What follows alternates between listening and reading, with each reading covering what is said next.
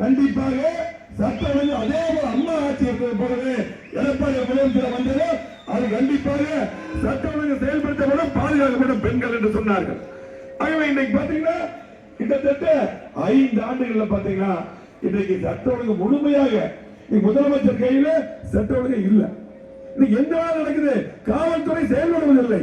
பாத்தீங்கன்னா இன்னைக்கு கிட்டத்தட்ட 5 ஆண்டுகள் மட்டும் பாத்தீங்கன்னா கிட்டத்தட்ட 30க்கும் மேற்பட்ட லாக்கம் பண்ணாங்க.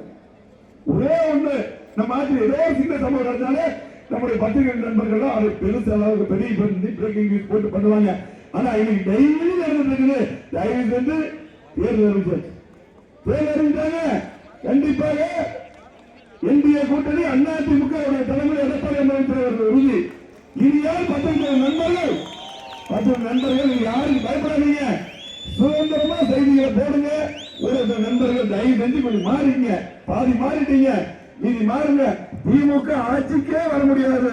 அது மட்டும் இல்ல, இன்னைக்கு 21, 27 மட்டும் கோவையில மட்டும் பாத்தீங்கன்னா 336 கொலைகள் நடந்திருக்கு. 336 கொலை கோயம்புத்தூர்ல. கோவை மாவட்டம் அமைதியான மாவட்டம். உங்களுக்கு தெரியும், புரட்சித்துறை அம்மா வந்த பின்னால் அதுக்கு முன்னாடி பாத்தீங்கன்னா சூழ்நிலை இருந்தது. அம்மா வந்த பின்னால், முதலமைச்சர் வந்த பின்னால் முழுமையா சட்டம் ஒழுங்கு பாதுகாப்பட்டு கடுமையா இருந்ததுனால தொடர்ந்து கோவை மாவட்டம் அதிமுக கோட்டையாக தொடர்ந்து எல்லாமே ஜெயிச்சிருந்தோம். 2006 இருந்து இது வரலும் முழுமையா 2006 நான் சட்டமன்றத்தில் மாவட்டத்தில் 10 முறை ஜெயிச்சோம். திருப்பூர் இருந்தது 14-10 தொடர்ந்து ஜெயிச்சிட்டு இருந்தோம். ஆனால் இன்னைக்கு பாத்தீங்கன்னா திமுக வந்த பின்னால் இன்னைக்கு மாறிடுச்சு. அவங்க தயவு செஞ்சு இன்னைக்கு நீங்க எல்லாம் சிந்தித்து பாருங்க மக்களே. இன்னைக்கு தேர்தல் அறிவிச்சிட்டாங்க. அதிகாரிகள், காவல்துறை அதிகாரிகள் தயவு செஞ்சு யாரும் பயப்படாதீங்க. திமுக பயப்படாதீங்க. அதிகாரி நடுநிலை வருங்க. இன்னைக்கு பொறுத்தவரை பாத்தீங்கன்னா கோவை மாவட்டத்தில் பல்லடத்துல வயசாளர்கள் பாதுகாப்பு இல்ல. கோவை மாவட்டத்தில் ஏர்போர்ட் பக்கத்தில் சகோதர கண்காணிக்கும் தெரியும். இன்னொரு சம்பவம் சொல்ல கேட்டுங்க. சரவம்பட்டி ரோட்ல குடலூர் காலேஜ் அருகில் ஒரு பெண்ணை எரிச்சு கொலை பண்ணாங்க. இது வரல, பத்திரிகையில் வரல, இங்கேயும் வரல. அந்த சம்பவம் நடந்த உடனடியாக காவல்துறை கமிஷனர் நேரா ஸ்பாட்டுக்கு போய் எந்த பதில் கொடுத்தாலும் அந்த பெண்ணை எடுத்துப்பாங்க. எப்படி வேணாலும் இருக்கட்டு அந்த பெண்ணை கற்பழிச்சு இன்னைக்கு கொலை பண்ணியிருக்காங்க. அது என்னன்னா வெளியே வரல. இன்னைக்கு பாத்தீங்கன்னா இப்படி கமிஷனர், போலீஸும் திமுக ஆட்சிக்கு பாதுகாப்பா இருக்காங்க. குற்றம் நடக்காத தடுப்பது காவல்துறை. அந்த குற்றம் நடந்து அந்த குற்றத்தை வெளியாக தடுப்பது காவல்துறை இருக்காங்க. நீங்க சிந்தித்து பாருங்க. அவங்க தயவு செஞ்சு இந்த பாலியல் வன்கொடுமை கோவை மாவட்டம் என்று தமிழகம் கடுமையாக நடந்து கொண்டிருக்கிறது. அது பெண்களுக்கு பாதுகாப்பில் எங்க பார்த்தாலும் கஞ்சா வைக்கலாம். கஞ்சா போதை பொருட்கள் இன்னைக்கு கடுமையாக இருக்கிறது. நீங்களே பாருங்க, புது கஞ்சா கோவை என்று புதுசா கண்டுபிடிக்கிறான். சாக்லேட்ல வச்சு விற்கிறான். ஸ்கூல் வரைக்கும் போயிருச்சு. நம்ம குழந்தைகளுக்கு பாதுகாப்பு இல்ல. எதிர்காலமே கேள்விக்குறியா இருக்கிறது. நம்ம குடும்பத்தில் ஒவ்வொருத்தர் இருக்காங்க, இளைஞர்கள், குழந்தைகள் இருக்காங்க. அவங்க எதிர்காலத்துல திமுக மட்டும் மீண்டும் ஆட்சிக்கு வந்தா அவ்வளவுதான் தமிழர் மக்களை யாரும் காப்பாற்ற முடியாது. இன்னைக்கு அவங்க பாத்தீங்கன்னா 2000 3000 கொடுக்கணும்னு சொல்லி போட்டு ஏமாத்துறான். என்ன வேணாலும் ஏமாத்துவாங்க. தேர்தல் டிசன்டேஷனா எப்படி போராட்டம் கொலுசு கொடுத்து ஏமாத்துறாங்கல்ல, கொலுசு காமிச்சு ஏமாத்துறாங்க. கொலுசு காமிச்சு ஏமாத்தி இந்த மாநகராட்சி மேல பிடிச்சி எங்க குப்பை அடிக்கிறா, டிச்சு அடிக்கிறானா, தண்ணி வரல. 3ஆம் கூட்டு குடிநீர் திட்டம் நானும் அமைச்சராக இருந்தேன். எடப்பாடி இருக்கும்போது கொண்டு வந்தோம். 3ஆம் கூட்டு குடிநீர் திட்டம் திட்டம் முழுமையா வந்துட்டா 50 வருஷம் கோயம்புத்தூர் தண்ணி பிரச்சனை இருக்காது. தண்ணி கொடுப்பாங்களா, டிஸ்ட்ரிபியூட் பண்றாங்களா? ஆகவே இன்னைக்கு கோயம்புத்தூர் முழுவதும் இவ்வளவு திட்டங்கள் நம்ம செஞ்சிருக்கோம். உங்களுக்கு தெரியும், சொல்லி தர வேண்டியதில்லை. இன்னைக்கு பாலமாகட்டும், சாலைகளாகட்டும், இன்னைக்கு அது என்னதான் இருந்தாலும் சரி, அரசு மருத்துவமனை, 6 புதிய கல்லூரி, தாலுக்கா சொல்லிட்டே இருக்கோம். எல்லாம் நிறைய மீட்டில் பேசிட்டோம். இத்தனை திட்டங்கள் 50,000 வளர்ச்சி கொடுத்திருக்கிறோம். ஆனால் 5 வருஷம் திமுக கொண்டு வைப்பாங்க. கோயம்புத்தூர் புறக்கணிச்சாங்க. இதெல்லாம் ஒரு பக்கம். ஆனால் பெண்களுக்கு பாதுகாப்பு இல்லை, அதுதான் முக்கியம். சட்டம் சரியில்லை, போலீஸ் வேலை செய்யறதில்லை. இவங்க தொடர்ந்தால் திரும்ப வந்த கோவை மாவட்டம் தமிழ்நாடே முடிஞ்சது, அவ்வளவுதான். அதை நீங்க சிந்தித்து பார்க்கணும். தேர்தல் நேரத்தில் கண்டிப்பா ஏமாற்றுவான் திமுக. நீங்க எதுக்கும் கவலைப்படக்கூடாது. கண்டிப்பா அதிமுக ஆட்சி பாரதப்படணும் தெரியும் சொல்லிட்டார். நீ பாருங்க, எதுக்கு எடுத்தாலும் பாத்தீங்கன்னா திமுக என்ன சொல்றாங்க, மத்திய அரசு பாராளுமன்றத்தில் நடக்குதா, சட்டமன்ற தேர்தல் நடக்குது. நீ சட்டமன்றத்தில் மக்களுக்கு என்ன பண்ணு சொல்லு, தமிழ்நாட்டுக்கு என்ன பண்ண, கோயம்புத்தூருக்கு என்ன பண்ண, எதுவுமே சொல்ல முடியாது. ஏன்னா எதுவுமே செய்யல. அது மத்திய அரசு அடிமை. இந்தியாவுல தமிழ்நாடு இருக்குது வேற மாதிரி இருக்குதான். திமுக சொல்லிட்டு இருக்கிறான். திமுக விளம்பரத்திலையும் பேப்பர்லையும் டிவிலையும் பேசுதான் சொல்லுவான். ஜெயிச்சு போட்டு நீ திமுக காரனுக்கு திமுக ஓட்டு போய் ஏதோ ஒரு காரணம் சொல்லுங்க. ஏதாவது ஒரு காரணம் திமுக ஓட்டு போடுறதுக்கு ஏதாவது ஒரு திட்டம் கொண்டதியா? சட்டம் பாதுகாத்தியா? பெண்கள் பாதுகாப்புடுத்தியா? எங்க சகோதரர்கள் பாதுகாப்புடுத்தியா? எங்க பார்த்தாலும் சைன் சொல்றான், எங்க பார்த்தாலும் கொலை. ஒரு திட்டம் செய்யல, சட்டம் பாதுகாப்பு, இளைஞர்களுக்கு பாதுகாப்பு. எதுக்கு அவங்களை ஓட்டு போடணும்? எதுக்கு ஓட்டு போடணும்? நம்ம ஒன்றும் திட்டங்களை இந்த 10 கிலோமீட்டர் எவ்வளவு பாருங்க, நீ சிக்கல் திறக்கிறேன். எதுவுமே பண்ணல, எந்த திட்டம் பண்ணல. ஆகவே நம்ம அத்தனை திட்டங்களை நம்ம கொண்டு வந்தோம். உரிமையோடு ஓட்டு வைக்கலாம். தயவு செஞ்சு இருக்கக்கூடிய நீங்க எல்லாம் போய் ஒவ்வொருத்தரும் 10 ஓட்டு கன்வெர்ட் பண்ண போதும். இன்னைக்கு பாத்தீங்கன்னா இன்னைக்கு அப்படியே கோயமாவோட தேர்ந்தெடுத்திருக்கீங்க. இது மாதிரி அங்க பின்னாடி எல்லா பக்கமும் பார்த்து வரைய முடியல. அதே வழங்க முடியும்.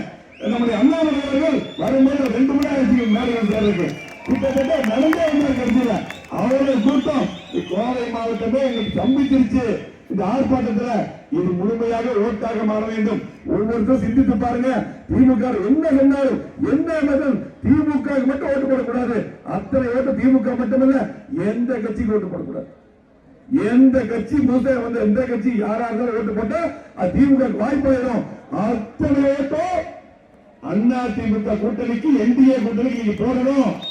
மறவாதீங்க. இந்த 10 நாள் எந்த வேலை ஏமாத்துவான், அதுக்கப்புறம் காணாம போயிடுவான். திமுக காணாம போயிடுவான். இதெல்லாம் தெரியும். எல்லாம் சொல்லுங்க. எடப்பாடி பொறுப்பேற்றதுமே ஒவ்வொரு குடும்பத்துக்கு 10,000, 10,000, ஒவ்வொரு குடும்பங்களுக்கு 2,000. அதே விசத்திரியாளர் வந்திருக்கிறீங்க.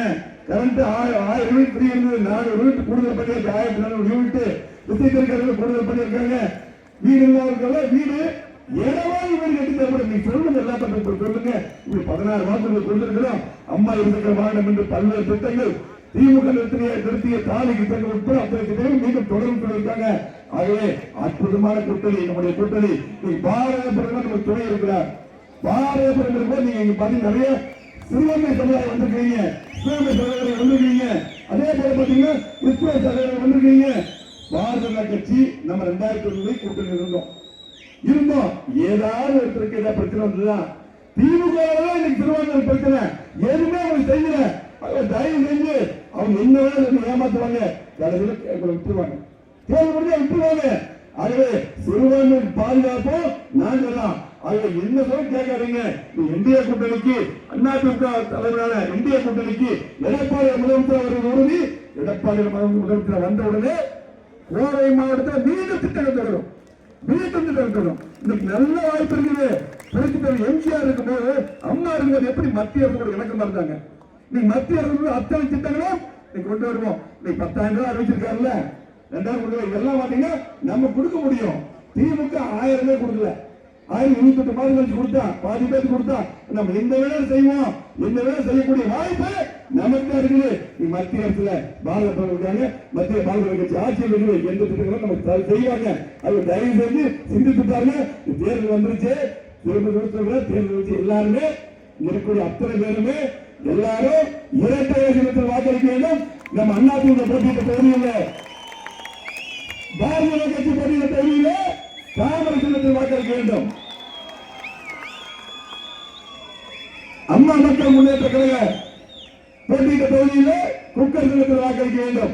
ஆகவே கூட்டணி கட்சியில் போட்டியிட்ட தொகுதியிலே அது ஒதுக்கப்பட்ட சின்னங்கள்ல வாக்களிக்க வேண்டும். அன்போடு கேட்டு மறவாதீர்கள். நம்ம எல்லாருமே அண்ணாமலை வந்திருக்காரு, தெரியும். அவருடைய நானும் அவரும் பாருங்க. ஆகவே இந்த சிறப்பு வாய்ந்த நிகழ்ச்சியிலே நம்ம குறுகிய காலத்தில் தான் இந்த ஆர்ப்பாட்டத்தை ரெடி பண்ணோம். அதை சொன்னதுமே இன்னைக்கு திறந்து வந்திருக்கூடிய அத்தனை நல்லவர்களுக்கும் அதிமுக, பாரதிய ஜனதா கட்சி, அதே போல பாத்தீங்கன்னா அம்மா மக்கள் முன்னேற்ற கழகம், அதே போல பாத்தீங்கன்னா தமிழ் மாநில காங்கிரஸ், இன்னும் அத்தனை கூட்டணி கட்சியுடைய அத்தனை வந்தக்கூடிய அத்தனை பொறுப்பாளர்களுக்கும், தொண்டர்களுக்கும், தோழர்களுக்கும், பொதுமக்களுக்கும், அத்தனை பேருக்கும் நெஞ்சார்ந்த மனமார்ந்த நன்றியை கூறி விடைபெறுவேன். நன்றி, வணக்கம்.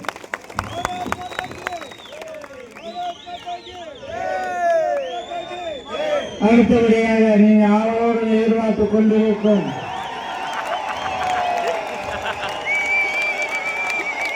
பாரதிய ஜனதா கட்சியின் முன்னாள் தலைவரும் போலீஸ் இலாக்காவிலே இப்படி ஒரு ஆள் இருக்க வேண்டும் என்ற உதாரணத்துக்கு இருந்திருந்த எங்களுடைய அன்பு சகோதரர் ஐபிஎஸ் அண்ணாமலை அவர்கள் இப்பொழுது உங்களிடம் சிறப்புரை அதிரடியாக சிறப்புரையாற்றுவார். அன்பார்ந்த பெரியவர்களே, தாய்மார்களே, சகோதர சகோதரிகளே, உணவுப்பூர்வமான இந்த ஆர்ப்பாட்ட நிகழ்விலே பங்கேற்றுக் கொண்டிருக்கிற நம்முடைய தொண்டர் பெருமக்களே, நமக்கு தெரியும் நேற்றிலிருந்து கோயம்புத்தூர் பகுதியில் சூரியனுடைய தாக்கம் குறைந்திருக்கிறது. மழை பெய்ய ஆரம்பித்திருக்கிறது. மழை பெய்தால் நமக்கு தெரியும், குளங்கள்லாம் நம்பும், இலை துளிர்விடும், ரெட்டலை வெளியே வரும், தாமரை மலரும். நம்முடைய கூட்டணி கட்சியினுடைய எல்லோரும் விட்டு வருவார். இன்னைக்கும் கூட மழை வந்திருக்கிறோம். ஆனாலும் இந்த நேரத்தில் வருண பகவானுடைய அருள் நமக்கு இருக்கு. இந்த நிகழ்ச்சி நடக்கும் பொழுது வெயிலுடைய தாக்கம் குறைக்கப்பட்டு நாம் எல்லோரும் நின்று கொண்டிருக்கின்றோம். பத்திரிகை நண்பர்கள் இங்கே நின்று கொண்டிருக்கின்றார். இன்று காலையில நம்முடைய தேசிய ஜனநாயக கூட்டணியுடைய முதலமைச்சர் வேட்பாளர், தமிழகத்தினுடைய முன்னாள் முதலமைச்சர், மே 4ஆம் தேதிக்கு பிறகு முதலமைச்சராக பொறுப்பேற்கக்கூடிய அண்ணன் எடப்பாடி பழனிசாமி அவர்களுடைய தலைமையில சென்னையில ஒரு மாபெரும் கண்டன ஆர்ப்பாட்டத்தை அண்ணன் அவர்கள் நடத்தினார். கடலூர்ல அண்ணன் அன்புமணி ராமதாஸ் அவர்கள் தலைமையில் மிகப்பெரிய ஆர்ப்பாட்டம் கடலூர்ல.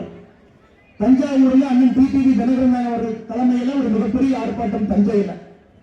மதுரையில எங்களுடைய பாரதிய ஜனதா கட்சியினுடைய மாநில தலைவர் அண்ணன் நயினார் நாகேந்திரன் அவர்கள் ஒரு மிகப்பெரிய ஆர்ப்பாட்டத்தை மதுரையில் நடத்தினார். அக்கா தமிழிசை சவுந்தரராஜன் அவர்கள் திருநெல்வேலியில ஒரு மிகப்பெரிய ஆர்ப்பாட்டத்தை நடத்தியிருந்தார். அனைத்து இந்திய அண்ணா திராவிட முன்னேற்ற கழகத்தினுடைய மூத்த தலைவர்கள், முன்னாள் அமைச்சர்கள் தமிழகத்தினுடைய வேறு வேறு பகுதியில் இந்த காலை முழுவதுமே சுத்தரிக்கின்ற வெயில்ல பொதுமக்கள் எங்கேயும் சுணங்காம இந்த வெயில் நின்று இந்த ஆர்ப்பாட்டத்தில் பங்கேற்றாங்க. கோவை மாநகரில் இந்த பகுதியினுடைய ஸ்ட்ராங் மேன் என்று சொல்வதை விட இந்த பகுதியினுடைய வளர்ச்சிக்கு அமைச்சராக பாடுபட்டவர், அனைத்து இந்திய அண்ணா திராவிட முன்னேற்ற கழகத்தினுடைய வளர்ச்சிக்கு பாடுபட்டவர்கள் முன்னிலையில் அண்ணன் எஸ்.எல். வேலுமணி அவர்கள் முன்னிலையில் இந்த ஆர்ப்பாட்டம் நடந்து கொண்டிருக்கிறது. நம்முடைய மூத்த தலைவர்கள், முக்கியமான தலைவர்கள் எல்லோரும் இந்த ஆர்ப்பாட்டத்தில் பங்கெடுத்துக் கொண்டிருக்கின்றார்கள். இந்த பகுதியினுடைய சட்டமன்ற உறுப்பினர்கள், மக்களுடைய அன்பையெல்லாம் பெற்றிருக்கக்கூடிய அண்ணன் PRG அருண்குமார் அவர்கள், அண்ணன் அம்மன் அர்ஜுன் அவர்கள், பாரதிய ஜனதா கட்சியினுடைய இந்த தேசியத்தினுடைய மகளிர் அணியினுடைய தலைவராக, இந்த தொகுதியினுடைய சட்டமன்ற உறுப்பினராக திருப்பூரில் இன்று காலையில ஒரு மிகப்பெரிய ஆர்ப்பாட்டத்தை தலைமை தாங்கி நடத்திவிட்டு நம்மோடு இந்த ஆர்ப்பாட்டத்திலும் இந்த தொகுதியினுடைய சட்டமன்ற உறுப்பினராக பங்கேற்றுக் கொண்டிருக்கக்கூடிய அருமையக்கா வானதி சீனிவாசன் அவர்களே, அனைத்து இந்திய அண்ணா திராவிட முன்னேற்ற கழகத்தினுடைய தொழில்கள் பிரிவு செயலாளர், திருப்பூர் மாநகர மாவட்டத்தினுடைய கழக செயலாளர், சட்டமன்ற உறுப்பினர் அண்ணன் பொள்ளாச்சி ஜெயராமன் அவர்கள் நம்மோடு இருக்கின்றார்கள். சட்டமன்ற உறுப்பினர் அண்ணன் தாமோதரன் அவர்கள் நம்மோடு இருக்கின்றார்கள். முன்னாள் அமைச்சர் அண்ணன் வேலுசாமி அவர்கள் நம்மோடு இருக்கின்றார்கள். முன்னாள் அமைச்சர் அண்ணன் செல்வராஜ் அவர்கள், தமிழகத்தினுடைய முன்னாள் சட்டப்பேரவைத் தலைவர் செம்மையாக செய்து தமிழக மக்களுடைய பாதுகாப்பரனாக இருக்கக்கூடிய தேசிய ஜனநாயக கூட்டணியினுடைய எல்லா கட்சியினுடைய தொண்டர்கள் 5 ஆண்டு காலமாக அரசு செய்திருக்கக்கூடிய தவறு. எத்தனையோ பேர் சிறைக்கு போயிருக்கிறேன். எத்தனையோ பேருக்கு உங்களுடைய தொழில பிரச்சனை ஏற்பட்டிருக்கிறது. எத்தனையோ பேருக்கு வீட்டில் அரசு தன்னுடைய அதிகாரத்தை பயன்படுத்தி வைத்திருக்கிறார். எத்தனையோ பேருக்கு கைது பண்ணியிருக்கிறார். சமூக வலைதளத்தில் பதிவு போட்டதற்காக கைது செய்யப்பட்டு எல்லா கட்சியினுடைய தொண்டர்கள் சிறைக்கு போயிட்டு வந்தவங்க அந்த கூட்டத்தில் இருக்கிறேன். இந்த நேரத்தில் உங்களுடைய பாதத்தை தொட்டு வணங்கி எங்களுடைய நன்றியை தெரிவித்துக் கொள்கிறோம். 5 ஆண்டு காலமாக கடுமையான களத்தில் நின்று அந்தந்த கட்சியினுடைய தொண்டர்களாக மக்களுடைய மனதில் இருந்து என்னைக்கு நம்முடைய தேர்தல் ஆணையம் தேர்தல் தேதி அறிவிச்சாங்களோ அன்னைக்கு உண்மையாலுமே தமிழக மக்களுக்கு சுதந்திரம் கிடைத்திருக்கிறது. உண்மையாலுமே சுதந்திரம் கிடைத்திருக்கிறது. 5 ஆண்டுகள் கழித்து பத்திரிகை நண்பர்களுக்கு இருக்கிறாங்க. காலையில் எடப்பாடி செய்தியா போட்டா பெண் அமைப்பிலிருந்து பத்திரிகை நண்பர்கள் எடிட்டருக்கு போன் பண்ணுவாங்க. உங்களுக்கு அட்வர்டைஸ்மெண்ட் கட் பண்ணிடுவோம். அரசு கேபிள்ல கடைசியத்துக்கு உங்களை போட்டுருவோம். கேபிள கட் பண்ணி விட்டுருவோம். எப்படி நீங்க போடுவீங்க? அந்த அடக்குமுறை எல்லாம் தாண்டி இன்னைக்கும் களத்துல தங்களால் முடிந்தவரை பெண்களுக்கு மக்களுக்கு எதிராக பிரச்சனை எல்லாம் நடக்கக்கூடியதெல்லாம் பத்திரிகை நண்பர்கள் ஊடகத்தின் பலத்தை பயன்படுத்தி தமிழகம் முழுவதும் எடுத்துட்டு போயிட்டு இருக்கிறாங்க. அவர்களுக்கும் இந்த நேரத்தில் நன்றியை தெரிவித்துக் கொள்கிறோம். அருமை சொந்தங்களே, மார்ச் 8ஆம் தேதி மகளிர் தினம். எல்லா சகோதரிகளை நாம் கொண்டாடி கொண்டிருந்தோம். நம்முடைய தாய்மார்களை கொண்டாடிட்டு இருந்தோம்.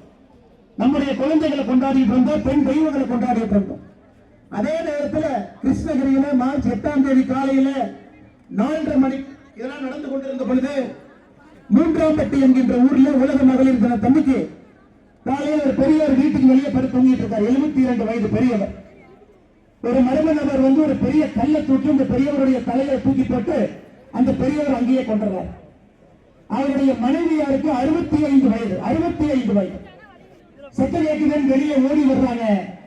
அந்த மர்ம நபர் அந்த 65 வயது மூதாட்டிய தாயார பாலியல் வன்கொடுமை செய்துவிட்டு அந்த பகுதியில் இருந்து தப்பி விடுறாங்க. எப்ப நடக்குதுங்க? உலக மகளிர் தினத்தன்னைக்கு நடக்குது.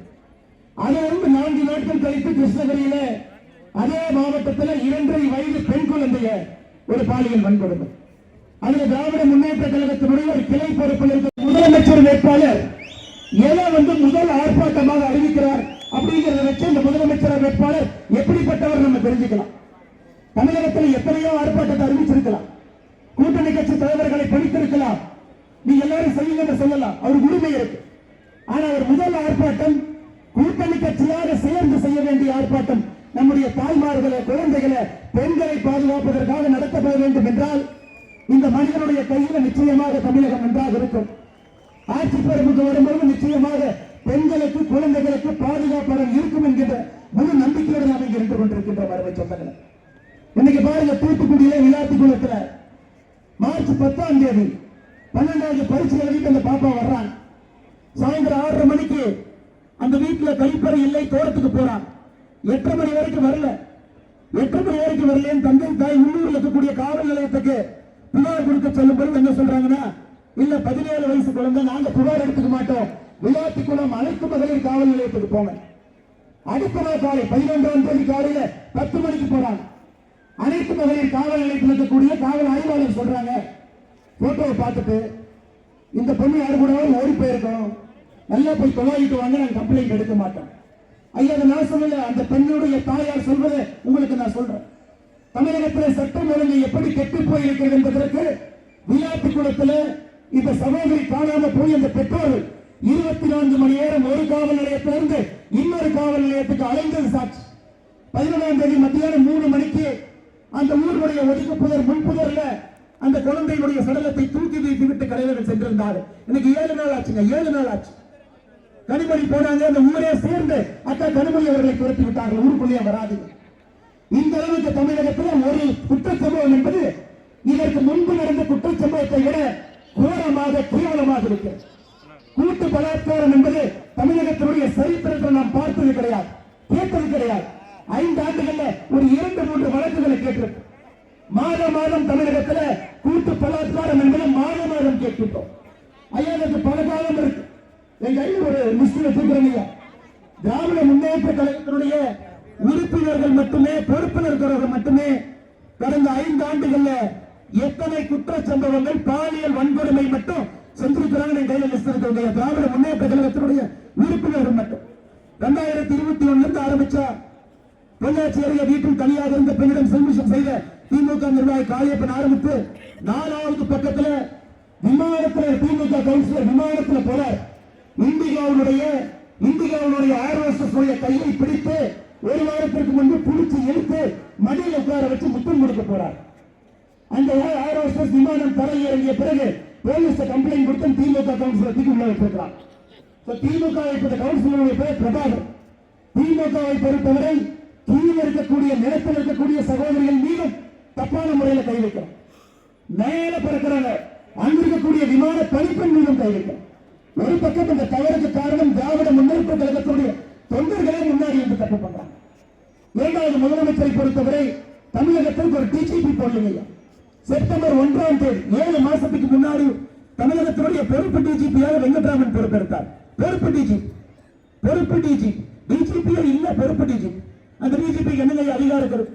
செப்டம்பர், அக்டோபர், நவம்பர், டிசம்பர், ஜனவரி, பிப்ரவரி, மார்ச் 8வது மாசம் இந்த டிஜிபி போடணும். டிசம்பர்ல அந்த டிஜிபி லீவ்ல போறாரு. பொறுப்பு டிஜிபி போட்டார். இன்னைக்கு தமிழகத்தில் பொறுப்பு டிஜிபி இருக்கு. தேர்தல் ஆணையத்திடம் அண்ணன் எடப்பாடி பழனிசாமி அவர்கள் வலியுறுத்தி இருக்கின்றார்கள், உடனடியாக தமிழகத்திற்கு ஒரு முழுநேர டிஜிபி கொடுக்கணும். ஒரு பக்கம் காவல்துறையினுடைய கையை கட்டி போட்டு வைத்திருக்கின்றார்கள். ஏன்? கோவை புதூர்ல ஒரு எஸ்பியை கைது பண்றாங்க பாலியல் வன்கொடுமைக்கு. எஸ்பி எத்தனை பேருக்கு தெரியும்? அந்த எஸ்பி தன்னுடைய அலுவலகத்தில் பணி செய்யக்கூடிய 45 வயது இருக்கக்கூடிய அந்த காவல்துறையில் இருக்கக்கூடிய சகோதரிய செப்டம்பர் மாதம் தன்னுடைய அறையிலே துன்புறுத்துகின்றார், அக்டோபர் மாதம் அறையிலே துன்புறுத்துகின்றார், டிசம்பர் மாதம் துன்புறுத்துகிறார். அந்த சகோதரி காவல்துறை சீருடை அணிந்திருக்கக்கூடிய சகோதரி ஜனவரியில போய் கம்ப்ளைண்ட் கொடுக்கிறாங்க. ஜனவரி. அதன் பிறகு தமிழக காவல்துறை அவங்களே உள்ள ஒரு கமிட்டி வச்சு என்கொயரி பண்றாங்க. இதற்கு முன்பு ஆண்ட கட்சிகள், இதற்கு முன்பு சட்டம் ஒழுங்கை கட்டுக்கோப்பாக வைத்திருந்த கட்சிகள் உங்களுடைய பெண் குழந்தைக்கு பாதுகாப்பு, மறுபடியும் சொல்றேங்க, 39,999 வழக்குகள் 5 ஆண்டுகள்ல 18 வயசு கீழக்கூடிய பெண் குழந்தைகள், ஆண் குழந்தைகள் 40,000க்கு ஒரு வழக்கு குறை, வருடத்திற்கு 8,000 வழக்கு. அதை நம்ம ஏற்றுக்கவே முடியாது. ஒரு தமிழ் சமூகத்துல பெண்களுக்கு எதிராக நடக்க அரசு வேலை கொடுத்திருக்கிறாங்க. 43,000 பேர், 43,000 பேருக்கு இந்த 5 ஆண்டுகள் அரசு வேலை. சொல்லுங்க, 3,50,000 எங்க போவாங்க? ஸ்விக்கி, ஜொமேட்டோ எவ்வளவு கஷ்டப்படுறாங்க நம்முடைய குழந்தைகள், எவ்வளவு கஷ்டப்படுறாங்க இந்த புழுதியில, வெயில்ல எவ்வளவு கஷ்டப்படுறாங்க, எவ்வளவு தவறுகள், எவ்வளவு குற்றங்கள் இந்த சமுதாயத்தில் நடக்குது. ஒரு பக்கம் ட்ரக்ஸினுடைய பழக்கம். நீங்களே பாருங்க, இன்னைக்கு உங்களுக்கு காவல்துறையுடைய அதிகாரத்தை உங்களுக்கு கொடுத்தா நீங்க வீட்டு பக்கத்துல போய் ட்ரக்ஸை பழக்க நீங்க பிடிச்சிட்டு வந்துருவீங்க. தமிழகத்துல காவல்துறை எவ்வளவு பிடிச்சிருக்காங்கன்னு பாருங்க. 5 ஆண்டுகள்ல தமிழகத்தினுடைய காவல்துறை மொத்தமாக பிடித்திருக்கக்கூடிய கஞ்சா 65,518 கிலோ. அவ்வளவுதான் ஐயா, 65,000 கிலோ, 65,000 கிலோ மொத்தமா 5 வருஷத்துல பிடிச்சிருக்காங்க. இங்க இருக்கக்கூடிய தாய்மார்களுக்கு ஒரு சிறப்பு போலீஸ் அதிகாரத்தை கொடுத்தா நாளை காலையில கூட 3 லட்சம் கிலோ பிடிச்சு வந்துருவாங்க. அவங்களுக்கு தெரியும் தெருமுனை எங்க இருக்குது, பள்ளிக்கூடங்கள் எங்க இருக்குது, எங்க யார் வந்து நிற்கிறாங்க. தமிழகத்தில் மொத்தமாக செயற்கை போதைப் பொருள், சிந்தட்டிக் ட்ரக் ரொம்ப முக்கியங்க. இன்னைக்கு இந்த சிந்தட்டிக் ட்ரக் தான் குழந்தைகளை பாழாக்கி கொண்டிருக்கிறது. அமித்ஷாஜி அவர்களுடைய இலாக்கா டெல்லியில மிக தெளிவாக இருக்கின்றார்கள். இந்தியா முழுவதும் இதை கட்டுப்படுத்த. ஆனா தமிழகத்தில் மட்டும்தான் சிந்தட்டிக் ட்ரக்கினுடைய புழக்கம் வருடம் அதிகமாக கொண்டிருக்கிறது. ஆனா எவ்வளவு பிடிச்சாங்க? 8,025 கிலோ. ஒரே ஒரு கணக்கு மட்டும் நான் சொல்றேன். தமிழகத்தில் டாஸ்மார்க்குடைய கணக்குப்படி கடந்த 5 ஆண்டுகளில் மொத்தமாக கொடுக்கப்பட்ட பாட்டில் 5 ஆண்டு இந்த சாலை அமைச்சர் சம்பாதிப்பது மட்டுமே 14,950 கோடி ரூபாய். பாட்டிலுக்கு 10 ரூபாய் கணக்கு பார்த்தீங்கன்னா 14,000